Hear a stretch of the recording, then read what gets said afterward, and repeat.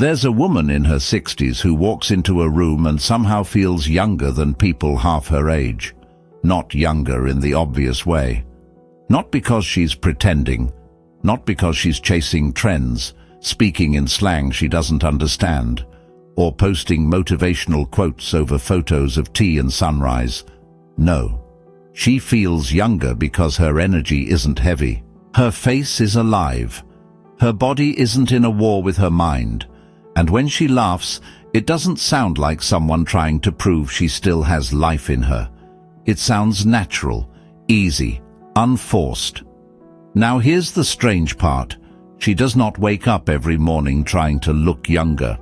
And that's exactly why she does. So let me ask you early on, have you ever met someone older who felt lighter, fresher, and more alive than people decades younger than them? And what do you think gave them that feeling? Drop that in the comments, because I think a lot of people have seen this, but never really understood it. And here's the curiosity in all of this. What if the real reason some people feel old at 45 and others feel vibrant at 65 has less to do with age and more to do with a daily habit almost nobody talks about? Because this woman does something every day that most people avoid for years. And once you see it, her whole presence starts making sense. 1. She does not start the day by abandoning herself. The first thing this woman does every day is simple. She does not hand herself over to chaos the moment she wakes up. That sounds small, but it's not. Most people wake up and immediately leave their own center, phone, notifications, news, blood pressure, other people's emergencies, the weather, the knees, the back, the list of things that hurt, the list of people who need things, the list of reasons life feels heavy before breakfast, and before the day has even begun, their nervous system is already kneeling before the world. This woman doesn't do that. She wakes up, and she arrives first. Not the phone, not the fear, not the role, not the age. She does. Maybe she sits on the edge of the bed for a minute. Maybe she stretches slowly. Maybe she opens the curtain and stands in morning light, like someone remembering she exists. That's not laziness. That's orientation. Carl Jung believed that the second half of life is not supposed to be a frantic attempt to preserve the first half. It's supposed to be a deepening, a return, a becoming, not a performance. And most people age badly because they never really come home to themselves. They just become more efficient at being absent. This woman starts her day by refusing that absence. She doesn't ask, "How old am I?" She asks, "How am I arriving today?" That's a very different question. And honestly, you can feel the difference in people. You know the type. One person is 62 and speaks like life is over because the grocery bags feel heavier now. Another is 67, puts on her shoes, goes for a walk, buys peaches, smiles at a dog, tells the cashier, "Well, if my memory gets any worse, I'll soon be a mystery to myself," and somehow leaves the whole room brighter. Same decade. Different relationship with being alive. And that relationship begins in the first few minutes of the day. Now stay with me, because what she does next is even more surprising, and it has almost nothing to do with exercise in the usual sense. 2. She keeps a small promise to her body every morning. This woman makes one small physical promise to herself every day, and she keeps it. Not a dramatic promise. Not, "I will transform my entire life in 12 weeks. Not, "I will suffer heroically on a treadmill while staring at bad television." A small promise, a walk, a stretch, 10 minutes of mobility, standing tall while making coffee instead of moving like a folded receipt. Breathing deeply before the mind starts writing tragic poetry about the state of the hips. She keeps the body in conversation. That matters. Because many people over 60 unconsciously begin treating the body like a disappointing employee. Everything sounds like a complaint. "Oh, here we go. My back is killing me." I'm falling apart. At my age, what do you expect? Now, of course, bodies change. That's real. Pain is real. Fatigue is real. Loss is real. But there's a difference between listening to the body and cursing it every day. This woman doesn't worship youth.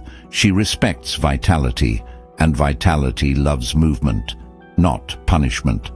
Movement. There's something deeply youthful about a person who still has a living relationship with their own limbs. Someone who reaches for a glass on the top shelf like a human being, not like they're negotiating a hostage release. And here's the twist. She is not moving because she's terrified of aging. She is moving because she refuses to become psychologically old. That's different. Psychological old age often comes long before physical old age. It shows up as rigidity, predictability, loss of curiosity, dramatic loyalty to discomfort, suspicion of joy, a strange romance with phrases like, "I'm too old for that." This woman does not say that often. She might say, "I'm too smart for that nonsense," but not, "I'm too old." And that distinction is beautiful, because she's not trying to prove she's still young. She's simply not volunteering to become ancient in spirit. Jung might call this part of individuation, becoming more fully yourself instead of shrinking into a lifeless social identity. Many people become elderly not because of time, but because they become trapped in a role. The role of the older person, the role of the tired one, the role of the one whose best years are behind them. This woman quietly rejects the role. And once she does that, even her walk looks different, not faster, not flashy, just inhabited. But wait until you hear what she does with her mind, because this is where most people completely lose the plot. 3. She does not rehearse decline. All day. A lot of people don't realize this, but they are mentally practicing old age long before the body demands it. They rehearse decline, they speak it, repeat it, build a home inside it. I can't remember anything. I'm not what I used to be. I guess this is it now. Everything goes downhill after a certain age, and the mind listens. The body listens too. This woman is careful about what she repeats, not fake positive, not delusional, not walking around saying age is just a number while applying heating patches in 6 strategic locations. No, she's grounded, but she understands something powerful. The psyche obeys the stories it hears most often. So she does not turn her inner voice into a daily obituary. She notices the temptation, though. That's important, because the real maturity here isn't pretending to be above negativity. It's seeing it clearly. This is where the Jungian twist gets interesting. Jung talked about the shadow, the hidden, rejected, often uncomfortable parts of ourselves. And one part of aging gracefully is realizing that some of what we call being realistic is actually fear wearing reading glasses. It sounds wise, it sounds mature, it sounds seasoned, but underneath, it's fear. Fear of trying, fear of changing, fear of wanting more, fear of being laughed at, fear of being visibly alive when other people have gone numb. This woman notices when fear starts talking like a dignified old philosopher, and she doesn't automatically trust it. That's a huge difference. So instead of saying, "It's too late for me," she says, "Do I actually believe that, or am I just scared of beginning awkwardly?" Instead of saying, "I'm too old to learn," she says, "Am I too old, or just out of practice at being a beginner?" See how that changes the whole room. And by the way, that beginner energy is wildly youthful. Not childish, youthful. To still be willing to learn, to still be willing to adjust, to still be willing to laugh at yourself, to still be willing to say, "Well, this is not going gracefully, but we move." That keeps a person alive. And in a moment, I'll tell you the daily habit she has with mirrors. Yes, mirrors. That sounds almost too simple, but might be one of the biggest reasons she feels decades younger. 4. She does not use the mirror to punish herself. This might be one of the biggest secrets. When this woman looks in the mirror, she is not conducting a daily investigation into what time has stolen. She is looking at a life. That is not the same thing. Most people use the mirror like a courtroom. Evidence, damage, disappointment, comparison. Oh, look at that. I used to. Where did that come from? Nothing sits where it used to sit. And sure, sometimes the mirror is a very honest storyteller. Some mornings it has no mercy at all. Some mornings you look like you slept inside a handbag. But this woman does not make cruelty into a ritual. She looks at herself with familiarity. Sometimes humor, sometimes tenderness. She might even smile. Not because everything is perfect, but because she's still in relationship with herself. That's rare. A lot of people become strangers to themselves with age. Their own face starts feeling like bad news. Their own body becomes a file of complaints. Their own reflection becomes a reminder of what can't be reversed. But this woman has made peace with something many people resist for decades. Youth was never the deepest thing about her. Presence is, and presence ages beautifully. A person can have wrinkles and still look radiant. A person can have good work done and still look haunted. We all know this. There are faces that are technically young but emotionally exhausted. And there are faces that have lived, lost, grieved, laughed, adapted, and somehow carry more light. This woman is after the light. Not in a cheesy way. Not, manifest your glow, ladies. I mean real aliveness. And when she gets dressed, by the way, she doesn't dress like someone waiting to disappear. That matters too. She wears things that let her feel present in her own life. Not necessarily expensive, not dramatic, just intentional. A scarf, a good shirt, lipstick because she feels like it, earrings for no official reason, shoes that say, I still plan to go places. That isn't vanity, that's participation. And that leads to something most people don't expect. One of the biggest reasons she feels 40 is because she hasn't retired from surprise. That's where we go next. 5. She refuses to retire from surprise. This woman still lets life surprise her. That alone makes her unusual. Aging badly often has less to do with wrinkles and more to do with over-predictability. Same thoughts, same route, same meals, same complaints, same self-definition, same stories told so many times even the furniture wants a break. But this woman stays in contact with novelty, not reckless novelty, not I sold everything and moved to Ibiza because I saw one inspirational quote. No. Tiny novelty. She takes a different street. She tries a new recipe. She learns the name of the plant she used to call that leafy thing. She listens to a song she normally wouldn't pick. She speaks to someone outside her usual circle. She rearranges a room and suddenly feels like she's changed countries. It sounds small until you realize the psyche loves openings. Jung understood that the soul doesn't thrive in total control. It needs symbols, newness, movement, encounter.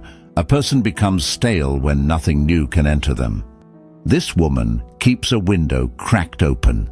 That's why she feels fresh. And here's the funny part. Some people around her probably think she has so much energy. But energy isn't always something you have. Sometimes it's something you stop strangling, when you stop over-controlling life, when you stop living only through duty, when you stop repeating the same inner funeral speech every day. Energy returns, not teenage energy, better, cleaner, more amused. There's something powerful about an older person who still knows how to be delighted, a peach that's actually sweet, a breeze at the right moment, a good pen, a clever joke, a child saying something accidentally profound, a dress with pockets, which, let's be honest, is one of civilization's highest achievements. This woman has not lost her responsiveness. That's youth. And now we get to one of the deepest parts of this whole thing, maybe the deepest. Because the reason she feels 40 is not only what she does in the outer world, it's what she refuses to drag around from the inner one. 6. She does not spend the whole day carrying unprocessed bitterness. This is where some people stop aging, and some people harden. The woman who feels 40 at 60 plus is often not the woman with the perfect routine. She's the woman who has learned how not to let old pain run the household. That doesn't mean she has no pain. She has plenty. Disappointment, betrayal, regret, loss. The years she gave too much, the relationships that left scars, the times she made herself smaller, the times nobody came, the times she smiled and survived. She has all of that, but she doesn't polish it every day like silver. This is rare, because pain can become identity very easily, especially with age. People start telling the story of themselves in a way that leaves no room for new life. I'm the one who got hurt. I'm the one who sacrificed everything. I'm the one who was never appreciated. I'm the one who has every reason to be bitter. And maybe all of that is true. But this woman made a decision at some point. She would not let her suffering become her personality. That is one of the most youthful decisions a person can make. Jovial truth. Some people are not tired because they're old. They're tired because they've been carrying the same emotional suitcase since 1987 and refuse to put it down. And the suitcase has opinions and receipts and one specific incident from Thanksgiving that apparently must never die. This woman grieves, yes. Remembers, yes. Learns, yes.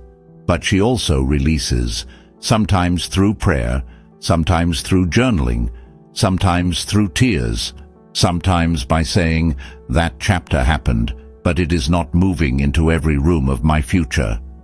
That is wisdom. And it's deeply Jungian too. Because individuation is not just becoming more yourself. It's also becoming less possessed by what you have not faced, less run by old wounds, less controlled by the unlived life. This woman has made peace with enough of herself that she doesn't need to leak bitterness into every conversation. So people feel relieved around her, and relief is attractive. Relief is youthful, which leads to the next thing she does daily. And this one surprises people because it sounds almost too ordinary to matter. 7. She has a reason to get ready for the day. This woman does not live like the day is something to get through. She has a reason to enter it. That reason may not be grand. She may not be building a startup, running marathons, or writing a spiritual manifesto on a mountain. Maybe she waters her garden. Maybe she checks on a friend. Maybe she volunteers once a week. Maybe she studies something. Maybe she bakes. Maybe she writes 3 honest lines in a notebook. Maybe she's learning Italian for no reason, except that she likes the sound of it and enjoys saying words dramatically in the kitchen. But there is a thread, a reason, a line between her and tomorrow. People age faster when they lose that line, when there is nothing ahead except maintenance, bills, pills, chores, news, sleep, repeat. This woman has protected something very important: expectation. Not expectation from others, not pressure, inner expectancy. The feeling that life still contains unopened envelopes, that keeps the eyes bright. And here's the dramatic truth nobody likes to admit. Some people become old not because they're near the end, but because they unconsciously decided nothing meaningful is coming. That decision changes posture, voice, memory, desire, appetite for life. This woman has not made that decision. Even if her plans are small, they are real, and the psyche responds to that. If there is something to rise toward, energy reorganizes itself. If there is someone to love, something to tend, somewhere to go, something to learn, something to create, something to enjoy, even modestly, the body receives a message. We are still participating, and participation is medicine. This is why some people seem to fade immediately after retirement, while others become more alive. One person experiences freedom, another experiences collapse. The difference is often not age, it's meaning. This woman still belongs to her own life. And in a minute, I want to show you the habit that ties all of this together, the one that gives everything else its unusual power. Because without this final piece, all the routines in the world can still feel empty. 8. She lets herself be a whole person, not a role. Here it is, the deeper secret. This woman feels 40 because she is not spending all day performing a role that suffocates her. She is not only the mother, not only the grandmother, not only the retired one, not only the dependable one, not only the strong one, not only the one who doesn't need anything. She has allowed herself to remain a whole person. This is the most Jungian part of all. Jung warned in different ways that when we over-identify with a social mask, what he called the persona, we lose contact with the fuller self. And later in life, that loss becomes painful, because the soul starts asking uncomfortable questions. Who are you when the role quiets down? Who are you without the constant usefulness? Who are you when the children are grown? The job is over, the relationship changed, the house is quieter, the mirror is honest, and you can no longer distract yourself with busyness. A lot of people panic there. This woman didn't, or maybe she did at first. But she kept going. She made room for the parts of herself that had been put on hold. The playful part, the sensual part, the thoughtful part, the creative part, the mischievous part, the part that wants beauty, the part that wants solitude, the part that still wants a little adventure. That is why she feels younger. Because repression is exhausting, pretending is exhausting, living as a role is exhausting, needing permission to be yourself at your own age is exhausting. This woman has stepped out of unnecessary confinement, and the body often responds to psychic freedom with visible vitality. Not perfection, vitality. There's a reason some people look better after making peace with themselves. Their features soften, their timing changes, their laugh comes back, their eyes stop asking for approval. They become easier to be around because they are finally easier to be. And yes, she still has bad days. Let's be serious. She still has mornings where the body says, absolutely not. She still has afternoons where energy disappears mysteriously, like a teenager asked to clean a room. She still has moments where she forgets why she walked into the kitchen, but she doesn't turn those moments into a philosophy. That's another secret. She doesn't build an identity around temporary dips. She recovers and returns, and that return is powerful. So let's make this practical. If you're wondering, all right, but what does she actually do every day? Here it is in plain human language. Every day, this woman, she begins with herself before the world gets access. Even for a few minutes, she moves her body with respect, not punishment. She stays in conversation with life through motion. She watches her inner language. She does not narrate herself into decay. She meets the mirror with honesty, but not cruelty. She does not make self-rejection a ritual. She keeps novelty alive in small ways. She lets newness enter. She refuses to make bitterness her permanent address. She feels, processes, releases. She keeps a reason to participate in the day, something to tend, enjoy, build, learn, or love. And most importantly, she does not reduce herself to a role. She keeps becoming. That's the whole thing, not one miracle supplement, not one secret anti-aging device that sounds like it belongs in a science fiction dentist's office. Not one perfect routine copied from somebody with suspiciously good lighting and no visible responsibilities. It's a daily relationship with aliveness. That's what people are sensing. They think she looks young. What they're really noticing is that she has not agreed to die early in spirit. And that is a radical thing in a world where many people are pressured to become smaller, duller, quieter, more apologetic, and less vivid with every passing year. She said no, quietly, daily, without drama, and the body somehow followed. So if you're 60 plus or 50 plus or 40 plus and already feeling older than your soul should feel, maybe the question is not, how do I look younger? Maybe the deeper question is, where have I been abandoning my own aliveness every day? Where have I become overly predictable? Where have I made bitterness feel intelligent? Where have I turned self-neglect into maturity? Where have I confused exhaustion with wisdom? Where have I accepted a role that no longer fits the person I actually am? Because maybe youthfulness, real youthfulness, is not about erasing time. Maybe it's about remaining in conversation with life. And the woman who feels 40 at 60 plus, she hasn't defeated aging. She's doing something rarer. She's aging without withdrawing from herself. That's why she feels light. That's why she surprises people. That's why she's still magnetic. That's why the room changes when she enters. And maybe that's available to more people than they think. So let me leave you with this. What do you think keeps a person feeling genuinely young, not childish, not fake young, but deeply alive as they get older?